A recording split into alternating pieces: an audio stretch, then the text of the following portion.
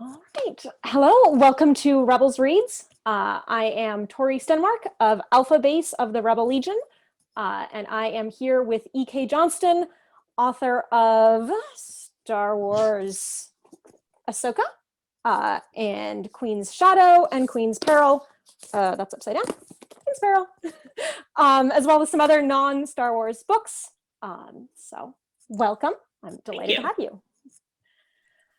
So I thought of, sort of a lot of things we could possibly talk about, but I myself have kind of always been a Padme fangirl since we met her, pretty much.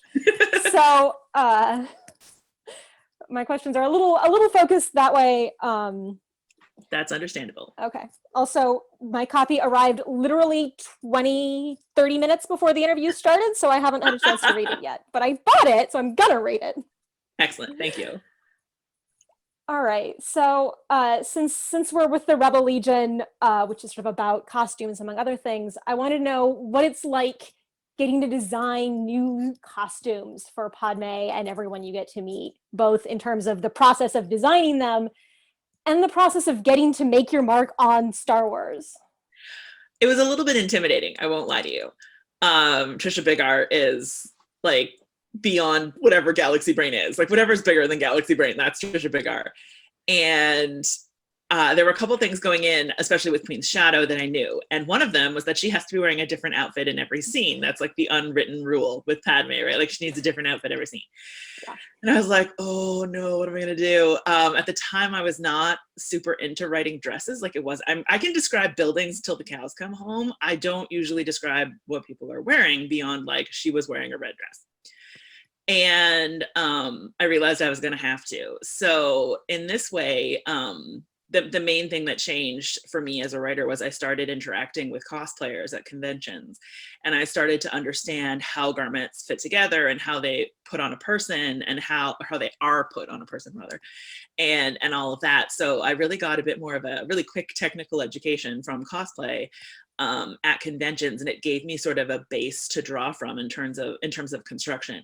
So actually designing outfits, what I did for the most part was take a dress that I loved and kind of Star Wars it up a little bit. So dresses in Queen's Shadow include Cinderella's blue ball gown from the live action movie. She wears that in purple when she goes to Alderaan. There's more butterflies, and she wears a couple dresses from her Universe fashion show from the summer of 2018, because I had seen these dresses and I wanted to incorporate some fangirl into the book because they had been so important to my understanding of how clothes work. Queen's Pearl was a little bit different because I knew what she was wearing in most of her scenes. She's wearing what Trisha Big Art designed. And so what I got to do in that case was take those outfits that were, beautiful, and she only had to stand there wearing them in the movie, and turn them into something that she could move around in, and they give them a practical function and all that kind of stuff. So they were both sort of, whether it was an already existing dress or a dress I had to create, they both created different challenges for me, but both of them were super fun. Cool. Yeah, I was gonna say that was one of the things I really loved was like the bits where you were talking about, okay, well, there's, I'm gonna say Carolinian, and I don't think that's right, Carolinian blaster-proof resin, stuff like that, where you've taken universe, like that was really, really cool. What made you do that? Like, how'd you come across that sort of concept? When I started doing Queen's Shadow, I fairly deliberately set about taking anything that anyone's ever criticized a teenage girl for and weaponizing it. And so anytime people are like, oh, makeup is so silly, I'm like, yeah, watch what these girls can do with makeup. I don't know if you've ever seen someone contour. It's incredible. Anytime they did anything with clothes, anytime they did anything with, it was funny because when I was writing Queen's Shadow, my joke was always, if I could have sent them to a boy band concert, I would have. And then of course in Queen's Peril, I get to send them to a boy band concert. So I love the idea, and there are things they do for fun. So I wanted to write something that girls do because it's pretty and because it's meaningless, but also it might have some meaning, even if it's just emotional. I wanted to kind of have everything in that particular moment. But it was a pretty deliberate choice. choice. And because it's Star Wars, you don't have to worry about physics or anything like that. You just have to like throw a made up planet in front of it. Like, oh, it's imported from fill in the blank, which makes it impervious to cold. Like, no one's going to stop you. It's pretty incredible. Oh, that's great. Yeah, I loved so much just that feeling of these are girls doing girl things and stuff. I asked some of the folks in one of the Padme Amidala costuming groups I'm in if they had questions. And one of them said, Amelia Brown said, I just really appreciated that she talks about periods in Queen's Peril, which I thought was delightful. And just that whole feeling of, as you say, being a teenage girl, like it just, that's what it felt like. It was funny because when I tried to get it into Queen's Shadow and I couldn't come up with a good way to do it, because they're all like 18 and it was like they're a little past like, oh no, what's happening? Although frankly, it's different every time, so who knows? But when it came to Queen's Peril, I was like, I'm gonna do it. And Beth Revis had actually in Rebel Rising, there's a scene where Saw has this human woman come and talk to Jyn when she's like 13, and they talk about personal hygiene. And I was like, that's a pretty good idea, because I really don't think Saw Gerrera is in a position where he should be telling a 13-year-old girl like anything like that. I mean, I want to see that scene, but right. You're probably right. That's as far as it goes. So in Queen's Peril, I was like, we're going to do it. And it ended up, periods ended up being plot relevant twice. First, when Padme, I wanted to sort of illustrate that even if you are fairly normal, if you have a huge life change, like say being elected queen of your planet, stress can affect your body. And she's so embarrassed and everyone's like, whatever, we'll just add it to the medical thing. I'm like, we've all been there, honey. We've all been there. And then of course with poor Sashay, she just gets the worst. Like I remember there's an amazing, I so wish I'd been able to go on tour with this book for a variety of reasons. But one of them is that I wanted to talk to Pablo Hidalgo about that scene, because his notes were like, oh God, this is so awkward. And that every woman in story group was just dying in the comments underneath. Like, it was amazing. So yeah, I remember telling Jen at some point, I'm like, someone's gonna have to add menstruation to the Wikipedia page, and it's there, and I'm very proud of it. Well done. That's delightful. One of the other things I thought that you've just sort of captured so well, the opening scene of Queen's Shadow, where they're all getting ready at once because it's like, oh no, the Chancellor is here suddenly. Yeah. It felt like a con morning. It felt like that morning where you've got, 4 cosplayers in the room and they're all trying to, get ready themselves and get each other ready. And like, can you lace my corset? And can you do my face? Yeah. I cannot stress enough how much of this came from talking to cosplayers at cons. Just like, and there's always like that one person in the group whose job is to follow you around with a drinking straw and a needle and thread all day, and that kind of stuff. Like it's just incredible. I love it so much. So there's a lot of the cosplay stuff, a lot of the fangirl stuff went into the handmaiden scenes for sure. Yeah, as someone who does that kind of cosplay, it was just so delightful to be like, oh, she gets it. I really appreciated that, so thank you. Let's see, what else did I have on my notes here? So in Queen's Peril, as you said, a lot of it's very the events of the movie, the costumes of the movie, stuff like that, but you never read, it's not a novelization of the movie. It's very much, the things that Padme is doing off screen or the handmaidens are doing off screen. How did you come to sort of interweave those threads around the movie narrative? How was that as a creative choice? What was the process like? From the very beginning, I was always pretty sure that I was going to avoid the movie. For starters, I wasn't sure how much of the movie they were going to let me have. And so but the other thing that I was thinking quite seriously about was there is a novelization of the movie. It's hilarious.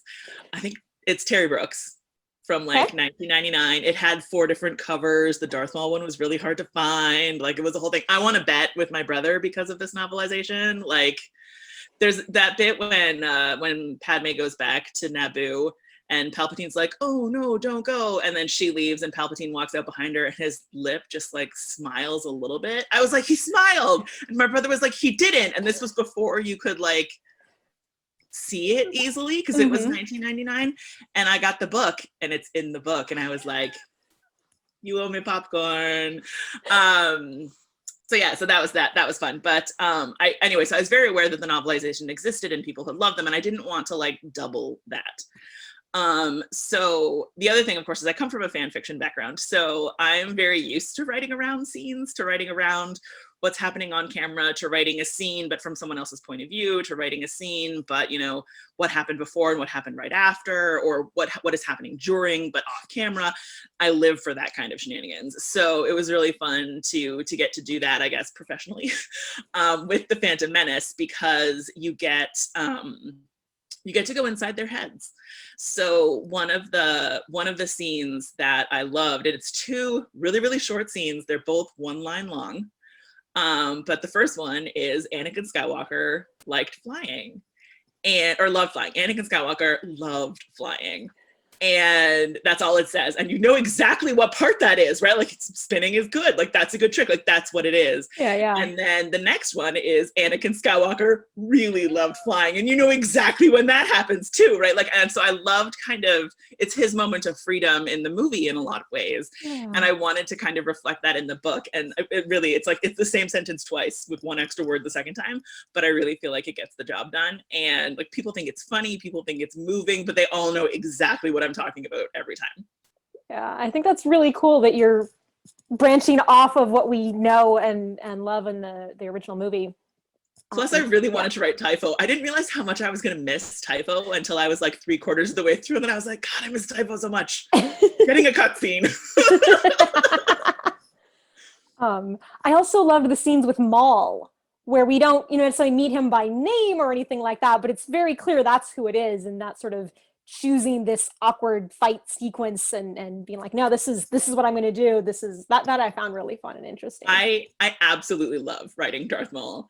And it was funny because when I wrote that scene, I did it in his like full Clone Wars, like blah, blah, blah, whatever. And then I was like, oh no, wait, I'm like 20 years too early for that. Like, we have to go back and we have to like take this apart, and we have to like, he has to be like the apprentice, not the like weird dude at the end there, like when he's all verbose and grandiose and all that kind of stuff. I'm like, no, we got to bring this in. We got to bring this in a lot. And at the time, Rebecca Roanhorse was working on her Darth Maul for the Clone Wars anthology. And she talked a lot about writing Maul at his like most feral, at his angriest, when he's in that garbage pile and he's just furious with everyone. And so it was really kind of cool to like talk about the different aspects of writing Maul depending on when you're setting him. He definitely has an arc. He sure does. That's really cool. So something else, in speaking of, kind of getting to see yourself in the books, and there's just so much about being a teenage girl that is absolutely correct. But one of the other things you've done that is really delightful is queer representation. Right? I'm in Pride Squadron. A lot of people are. And so getting to see different kinds of queer representation in The Handmaidens was just really delightful for me. And just everything with Sache and Yane and with Sabe. And there was a moment, I think it was the glitter bomb moment in the club at the concert, where I was kind of like, are you queer disasters? Like, I could see all the things that were going to happen. It's like, oh no. And then the switcheroo in the hallway, and it's like, oh no. Yeah. Oh no, like, oh, you disaster. I love it. How did you come to do that? How do you come to take these characters, which we have no backstory on in terms of, what their sexuality might be, and put that in there? I think in terms of having no backstory, you actually get quite a bit of freedom. So when I was doing Ahsoka, I've always said with Ahsoka, because she is not mine, I'm always people ask me all the time, like, do you think she's gay? Do you think she's lesbian? Do you think she's queer? Blah, blah, blah, whatever. And I'm always like, look, I couldn't say anything in Ahsoka, so I left as many doors open as possible. My goal with that book is that when you read it, you can read her however you like. Handmaidens, however, was open season. I was like, I can do whatever I want with these girls for the most part. So Sache and Yane, I knew from the very beginning were going to be a pair. And Sabe, I had just assumed would be bi or pan. I always go back and forth with the galaxy because there's more than humans, so I feel like pan is even more appropriate than bi. Although personally, I don't really differentiate between the two of them very much when I'm talking about real live human beings. Sure. But in Star Wars, I tend to think someone who is pan is also like into aliens a little bit. So who knows? Right. So when I always assumed that was going to be her, and especially with Tonra in Queen's Shadow, I wanted to make sure that like neither of them were straight, and that it came across fairly directly. Naboo culture, as I've been allowed to invent it, doesn't question that sort of thing or really care. So Sola, Padme's sister, for example, I wrote as Arrow. She decided she wanted a kid, so she had one. And nobody raises any eyebrows at that. It's useful because later on, Padme's going to do the same thing, right? She's going to have a kid and hope that nobody asks questions. But when it came to Sasha and Yane in particular in Queen's Shadow, it was nice to kind of write them as like established lesbians who are like, well, Sasha's still pretty young, so I'm sometimes reluctant to call her a lesbian because she's like 16 or 18, so she's still figuring some stuff out. But she's fairly established and she's comfortable with herself and she knows she loves Yane. In Queen's Peril, on the other hand, I got to write like 12-year-old queer disaster girl. She was so much fun. Sasha has all of the awkward scenes in this book, most of them anyway, and they were all an absolute blast to write because and it's funny because I'll get emails from guys who are like, I don't really know what's happening, and then I'll get emails from women, especially queer women, who are like, oh my god, like, yep. Target audience. Sometimes you just meet a girl the first day of your new job and you're like, I don't know what to do with my feelings.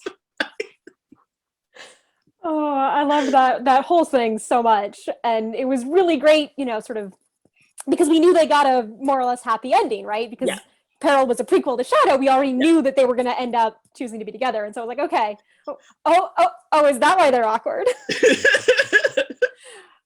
I really enjoyed that sort of feeling about, oh wait, I see where this is going. Yeah, I actually, so somebody also from the Facebook group asked, Jennifer Catania asked specifically, if you could write a spinoff focusing on one handmaiden, or two if they're a couple, which one of those would it be? So them together, or, It's hard to pick one because I'm used to thinking of them in groups. Like a lot of times people are like, oh, would you ever do a Sabe sequel based on the end of Queen's Shadow? And I'm like, no, they come as a set. I can't write just one of them. Also, Greg Pak's doing a bang up job. So I think if I could do a spinoff, it would just be any of them. Like I would love to write them at any point.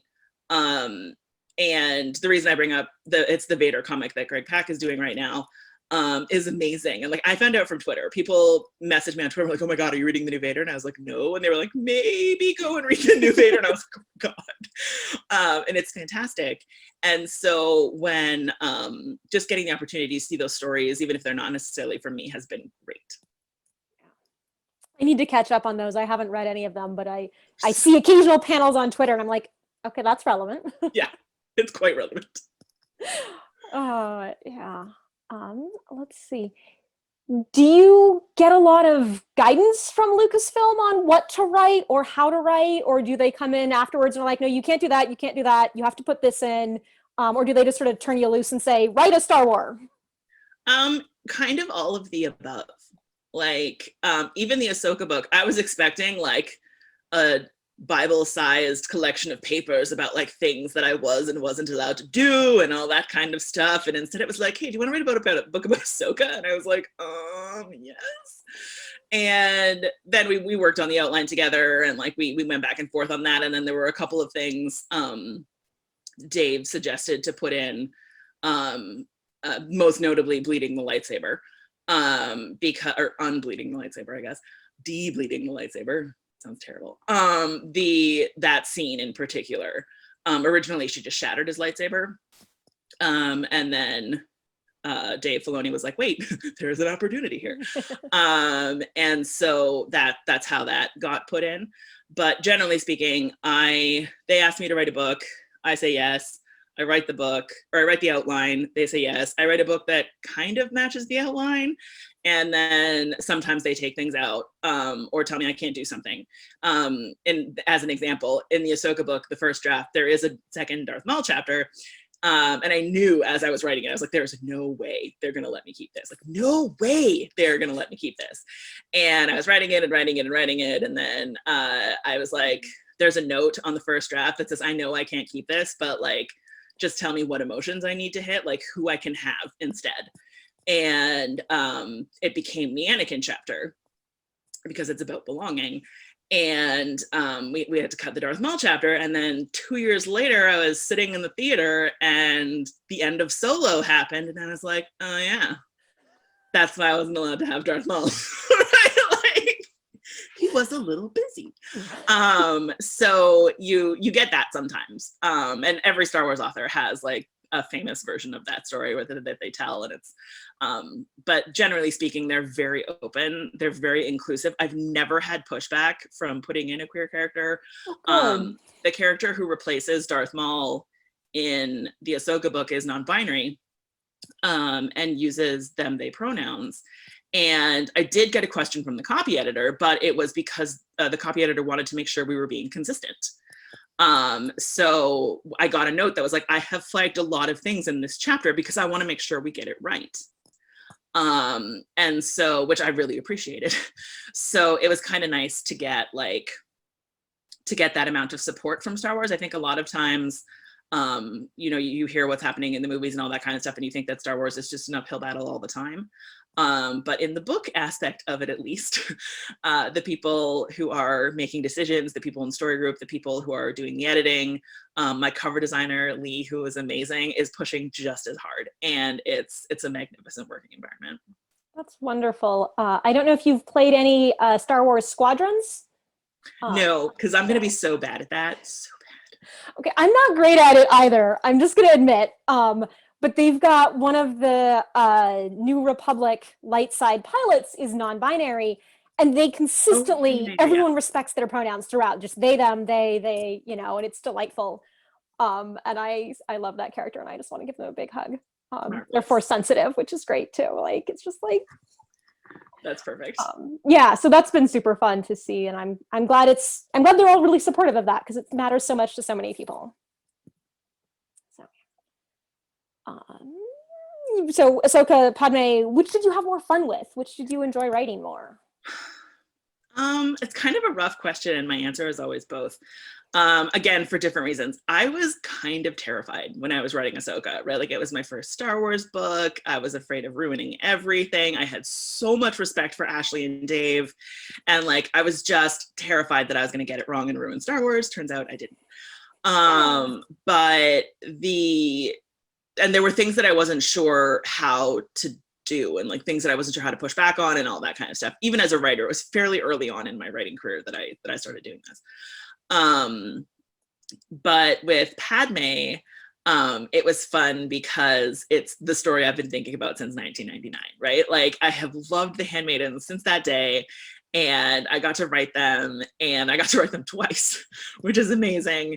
And it's just so lovely. And the challenge for me with Padme was, as I was writing something, was like, okay, is Padme doing this because I would do it? Or is Padme doing this because I would do it because Padme would do it?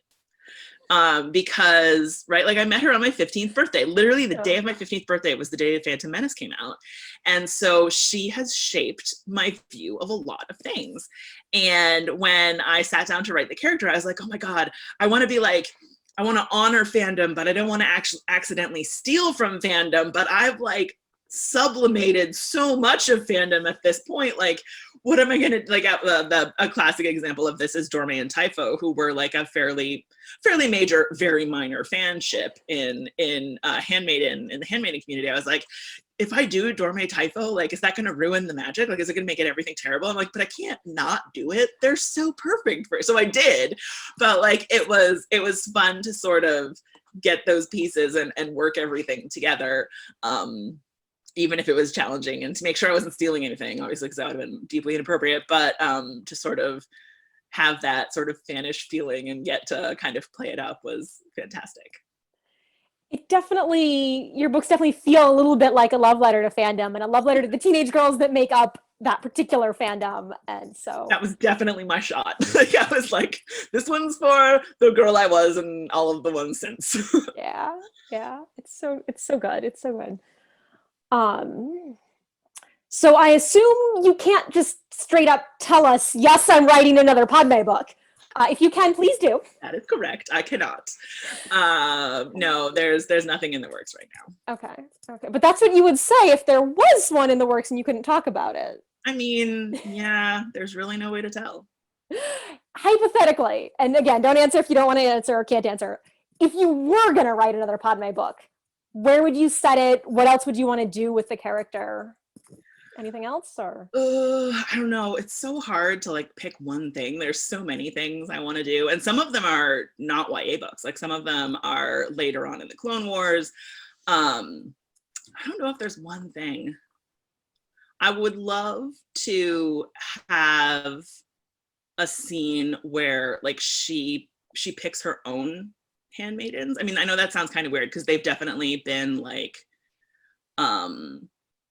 they've definitely been people she approves of, and she like oversaw their selection and stuff like that. But I would like her to pick specifically which people she wants. The first time it was really Panaka, and the second time it was kind of a group project. And I think for a third one, it would be cool to be like, what would she pick? How would she do it? And why would she need to? Would be kind of fascinating. Sure. I mean, she's making great use of the body double gambit throughout, so you know, there's always that. But yeah, no, that's really exciting. Somebody else, Anna Cadane, wants to know if you'd want to write for a Disney Plus series ever. I mean, it would depend on the Disney Plus series, but yeah, for sure. You know, Ahsoka or Padme or whoever, but it must be very different. Yeah, I assume it's very different. And I don't know how to write screenplays, but story development is something I love, and it's one of my favorite things about Star Wars. So even if it's not necessarily me writing the script and getting the credit for script writing, it would be really cool to be like part of a story group, or not the story group, obviously, but part of a story development team, or someone who like is part of the like early sort of teamworky project parts of that. So I'm not so much like a specific show, but the idea of like the person who ties all the threads together and that kind of stuff is something that I really, really like thinking about. Sure. I'm super pumped. DuckTales, which is technically a Disney Plus show. Oh, excellent. I'm super excited about the High Republic, which the flashback. So any thoughts on that? What would you want to do with that if you could? I am super pumped to experience this as a fan. It was in Celebration when they announced it. Like, I am friends with Justina and Claudia, so like I've talked to them throughout. I'm friends with everybody, but I'm closer friends with Justina and Claudia, so I've talked to them throughout. And Justina and I actually talked about it a little bit because she loves like building Star Wars. She loves that. And I'm like, that terrifies me. Like, I can't imagine building my own Star Wars. Finding the cracks and filling them in afterwards, however, I'm your girl. So I think like I'm so excited to experience High Republic. I think it's going to be so much fun.